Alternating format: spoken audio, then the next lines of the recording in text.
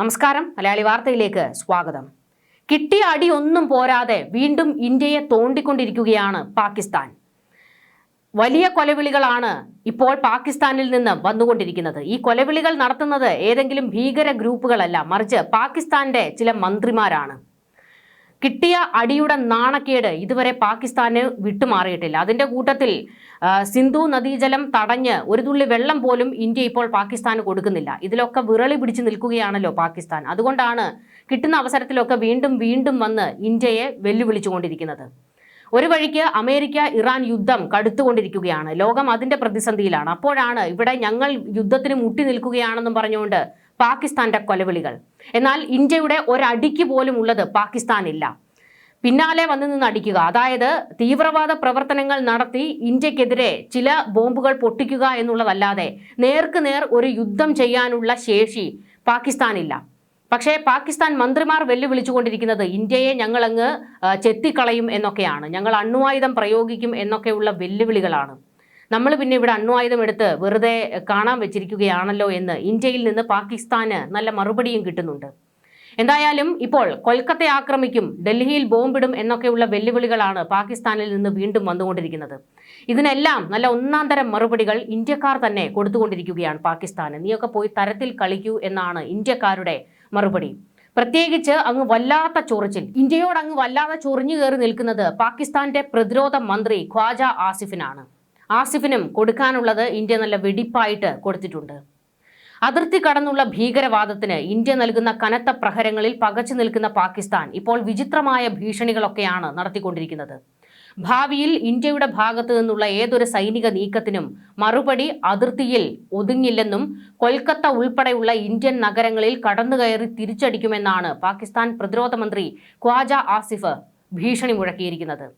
സിയാൽകോട്ടിൽ മാധ്യമ പ്രവർത്തകരോട് സംസാരിച്ചപ്പോഴായിരുന്നു ഈ ഒരു വെല്ലുവിളി നടത്തിയത്. നിരന്തരം ഈ ഒരു വെല്ലുവിളി നടത്തുന്നുണ്ട്. എന്നാൽ പാകിസ്ഥാനെ മുട്ടുകുത്തിച്ച ഓപ്പറേഷൻ സിന്ദൂർ ഓർമ്മിപ്പിച്ചാണ് ഇന്ത്യ ഈ വെല്ലുവിളിയെ നേരിട്ടിരിക്കുന്നത്. ഇന്ത്യയുടെ പടിഞ്ഞാറൻ അതിർത്തിയിൽ നിന്ന് കിലോമീറ്ററുകൾ അകലെയുള്ള കൊൽക്കത്തയെ ലക്ഷ്യം വെക്കുമെന്ന് ഖ്വാജ ആസിഫ് പ്രഖ്യാപിച്ചത് പ്രതിരോധ വിദഗ്ധർക്കിടയിൽ പരിഹാസത്തിനിടയാക്കിയിട്ടുണ്ട്. ഞങ്ങൾ തിരിച്ചൊന്ന് ആക്രമിച്ചാൽ അത് പാകിസ്ഥാന്റെ റാവൽപിണ്ടിയിലോ അല്ലെങ്കിൽ ഇസ്ലാമാബാദിലോ കറാച്ചിയിലോ മാത്രം ഒതുങ്ങില്ല, ലാഹോറും ഒക്കെ കടന്ന് മുഴുവൻ പാകിസ്ഥാനെയും വിഴുങ്ങുന്ന രീതിയിലായിരിക്കും ഇന്ത്യൻ മണ്ണിൽ നിന്ന് കയറി അടിക്കുന്നത് എന്ന് വലിയ മറുപടിയാണ് ഇപ്പോൾ പാകിസ്ഥാന് കിട്ടിക്കൊണ്ടിരിക്കുന്നത്.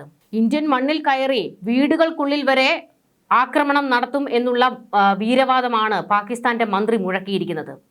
കഴിഞ്ഞ വർഷം ഇന്ത്യയിൽ നിന്ന് ഏറ്റുവാങ്ങിയതിനേക്കാൾ വലിയ അപമാനമായിരിക്കും, വലിയ അടിയായിരിക്കും ഇനി പാകിസ്ഥാനെ കാത്തിരിക്കുന്നത് എന്നും ഇന്ത്യ മറുപടി കൊടുത്തു. പാക് മന്ത്രിയുടെ ഭീഷണിക്ക് മറുപടിയുമായി 2025 ഓപ്പറേഷൻ സിന്ദൂർ വീണ്ടും ഇപ്പോൾ ചർച്ചയാക്കുകയാണ് ഇന്ത്യക്കാർ. 2025 ഏപ്രിലിൽ പഹൽഗാമിലുണ്ടായ ഭീകരാക്രമണത്തിന് മറുപടിയായി ഇന്ത്യ നടത്തിയ സൈനിക നീക്കമായിരുന്നു ഓപ്പറേഷൻ സിന്ദൂർ. ഇതിന്റെ ഭാഗമായി ഇന്ത്യൻ നാവികസേന പാകിസ്ഥാനെ കടലിൽ നിന്ന് ആക്രമിക്കാൻ വെറും 22 മിനിറ്റ് മാത്രം അകലെയായിരുന്നുവെന്ന് നാവികസേനാ മേധാവി അഡ്മിറൽ ദിനേശ് കെ ത്രിപാഠി വെളിപ്പെടുത്തിയിരുന്നു. അന്ന് പാകിസ്ഥാൻ അഭ്യർത്ഥിച്ചതിനെ തുടർന്നാണ് ആക്രമണം ഒഴിവാക്കിയതെന്നും അദ്ദേഹം ഓർമ്മിപ്പിച്ചു. ഇന്ത്യ ഒരു വ്യാജ ഓപ്പറേഷന് പദ്ധതിയിടുന്നതായിട്ടാണ് ഖ്വാജ ആസിഫിന്റെ മറ്റൊരു വിചിത്ര ആരോപണം. പാക് പൗരന്മാരെയോ സ്വന്തം ആളുകളെയോ കൊലപ്പെടുത്തി മൃതദേഹങ്ങൾ പ്രദർശിപ്പിച്ച് ഭീകരാക്രമണമാണ് ഇന്ത്യ വരുത്തി തീർക്കാൻ ശ്രമിക്കുന്നത് എന്നാണ് ഖ്വാജ ആസിഫ് പറയുന്നത്. എന്നാൽ ഈ ആരോപണത്തെ സാധൂകരിക്കുന്ന യാതൊരു തെളിവുകളും ഹാജരാക്കാൻ പാക് മന്ത്രിക്ക് കഴിഞ്ഞിട്ടില്ല. അന്താരാഷ്ട്ര തലത്തിൽ ഇന്ത്യയുടെ പ്രതിച്ഛായ തകർക്കാനുള്ള പാകിസ്ഥാന്റെ സ്ഥിരം അടവാണിതെന്ന് പ്രതിരോധ മന്ത്രാലയം വ്യക്തമാക്കി. അയൽ രാജ്യത്തു നിന്നുള്ള ഏതൊരു തെറ്റായ നീക്കത്തിനും നിലവിലെ സാഹചര്യത്തിൽ അഭൂതപൂർവവും നിർണായകവുമായ നടപടിയുണ്ടാകുമെന്ന് ഇന്ത്യൻ പ്രതിരോധ മന്ത്രി രാജ്നാഥ് സിംഗ് ആവർത്തിച്ചു. പഹൽഗാം ആക്രമണത്തിന് ശേഷമുള്ള തിരിച്ചടി ഒരു തുടക്കം മാത്രമാണെന്നും അത് അവസാനിച്ചിട്ടില്ല എന്നും രാജ്നാഥ് സിംഗ് പറഞ്ഞു. തെരഞ്ഞെടുപ്പ് പ്രചാരണത്തിന്റെ ഭാഗമായി കേരളത്തിലെത്തിയ വേളയിലായിരുന്നു രാജ്നാഥ് സിംഗ് പാകിസ്ഥാന് ശക്തമായ മുന്നറിയിപ്പ് നൽകിക്കൊണ്ട് സംസാരിച്ചത്.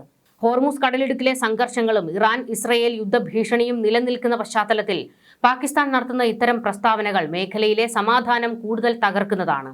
ഇന്ത്യയുടെ സുരക്ഷയിൽ ഒരു വിട്ടുവീഴ്ചയും ഉണ്ടാവില്ലെന്നും ഏത് നഗരത്തെ ലക്ഷ്യം വെച്ചാലും പാകിസ്ഥാൻ അതിന്റെ പ്രത്യാഘാതം അനുഭവിക്കേണ്ടി വരുമെന്നും ഇന്ത്യൻ സൈനിക വൃത്തങ്ങൾ അറിയിച്ചു. അതായത് ഈ ഭൂപടത്തിൽ നിന്ന് തന്നെ പാകിസ്ഥാനെ പറഞ്ഞയക്കാൻ തങ്ങൾക്ക് കെൽപ്പുണ്ട് എന്നാണ് ഇന്ത്യൻ സൈന്യം പാകിസ്ഥാന് ഇപ്പോൾ മറുപടി കൊടുത്തിരിക്കുന്നത്. ഖ്വാജ ആസിഫ് അങ്ങ് വല്ലാതെ പൊള്ളി നിൽക്കുകയാണ്. കാരണം പ്രതിസന്ധി അവർക്ക് രൂക്ഷമാണ്. പ്രത്യേകിച്ച് ഇന്ത്യ പൂർണ്ണമായും പാകിസ്ഥാനുമായിട്ടുള്ള വ്യാപാര ബന്ധങ്ങൾ അവസാനിപ്പിച്ചിരിക്കുന്നു. അതുപോലെ തന്നെ സിന്ധു നദീജല കരാറിൽ നിന്ന് ഇന്ത്യ പിന്മാറിയത് പാകിസ്ഥാനെ സംബന്ധിച്ചിടത്തോളം വലിയ തിരിച്ചടിയാണ്. അവിടെ വെള്ളമില്ലാത്ത കൃഷിപ്പാടങ്ങൾ വരണ്ടുണങ്ങി തുടങ്ങിയിട്ടുണ്ട്.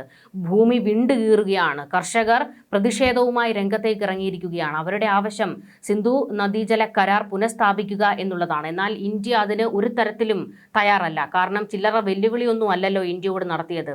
സിന്ധു നദീജലം തടഞ്ഞാൽ അതിലൂടെ ഇന്ത്യക്കാരുടെ ചോര ഒഴുക്കും എന്നൊക്കെയായിരുന്നു പാകിസ്ഥാനിൽ നിന്ന് വന്ന കൊലവിളികൾ.